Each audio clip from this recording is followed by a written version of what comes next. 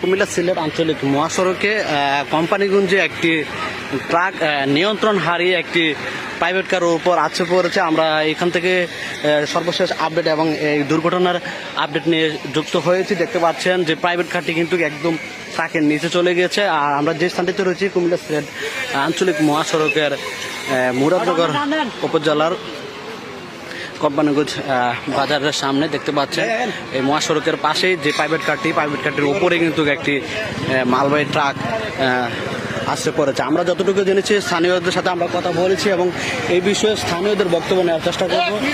যদি দেখতে পাচ্ছেন এই গাড়িটি কিন্তু স্থানীয় একজন আমাদেরকে জানিয়েছেন যে গাড়িটি সিলেটমুখী ছিল এবং প্রাইভেট কারটি এখানে পার্কিং করা ছিল। প্রাইভেট কারে মূলত 6 থেকে 7 জন যাত্রী ছিল, কিন্তু তারা কিন্তু গাড়ি থেকে নামার ঠিক 3 থেকে 4 মিনিট পরে গাড়িটি এসে এই নিয়ন্ত্রণ হারা বা এই ট্রাকটি ব্রেক করলে সড়ক থেকে ছিটকে সরাসরি প্রাইভেট কারটির উপরে উল্টিয়ে পড়ে যায়। এই ঘটনায় ট্রাকের যে চালক এবং হেল্পার তারা আহত হয়েছেন এবং নতুন একটি গাড়ি চাঞ্চল্যকর একটি ঘটনা দেখতে পাচ্ছেন।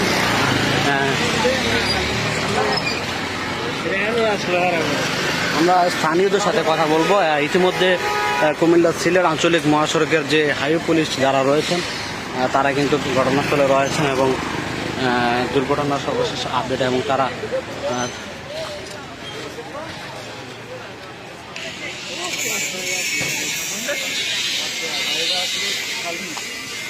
একটি মালবাহী ট্রাক সরাসরি একটি প্রাইভেট কার উপরে আসে পড়েছে।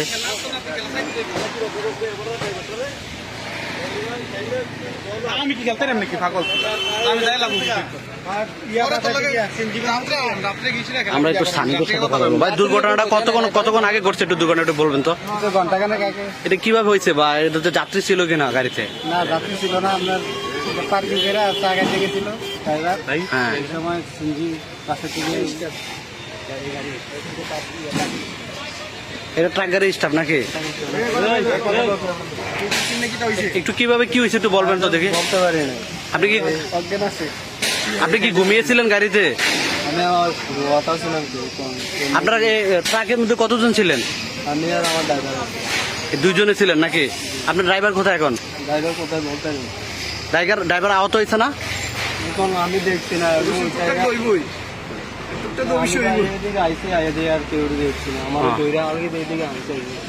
আচ্ছা জি, ধন্যবাদ।